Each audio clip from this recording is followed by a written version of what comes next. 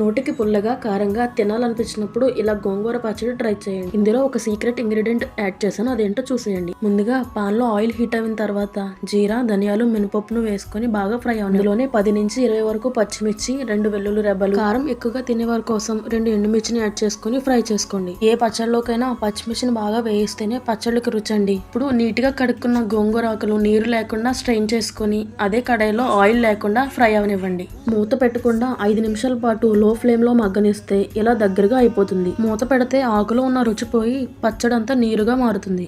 మగ్గిన తర్వాత అందులోనే ఉసిరికాయ అంతా చింతపండు యాడ్ చేసుకుని వేయించుకున్న గోంగూర ఆకు అలాగే ముందుగా వేయించుకున్నవన్నీ పూర్తిగా చల్లారిన తర్వాత ఒక మిక్సీ జార్లోకి యాడ్ చేసుకోండి. ఇప్పుడే టేస్ట్కి తగ్గట్టు సాల్ట్ యాడ్ చేసుకొని మిక్సీ పట్టుకునేటప్పుడు నువ్వుల పొడి లేదా నువ్వుపప్పునైనా యాడ్ చేసుకోండి. వేయించిన నువ్వుపప్పు అయితేనే సూపర్ టేస్ట్ అండి.